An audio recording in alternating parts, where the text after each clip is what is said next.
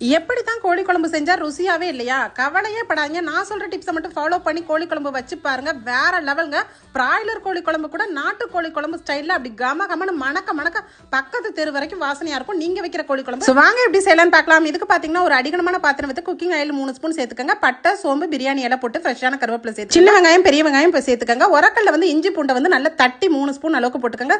2 தக்காளி பழம் போட்டு நல்லா வதங்கினதுக்கு அப்புறம் வந்து நம்ம 1 கிலோ சிக்கனை வந்து நல்லா வாஷ் பண்ணி இதுல சேர்த்துக்கலாம். 1 ஸ்பூன் மஞ்சத்தூள் சேர்த்துக்கலாம். இந்த சிக்கன்ல கொஞ்சம் கூட தண்ணி இல்லாம மூடி போட்டு குக் பண்ணுங்க. அந்த மாதிரி பிரிஞ்சு வந்துடும். இதுல 1 spoon Kashmiri chilli powder, 3 spoon வீட்டு குழம்பு மிளகாய் தூள் சேர்த்துக்கலாம். இதை நல்லா வந்து வதக்கிடுங்க. இந்த மசாலாவோட வதக்கிட்டு 2 ஸ்பூன் கல்லுப்பு சேர்த்துக்கங்க.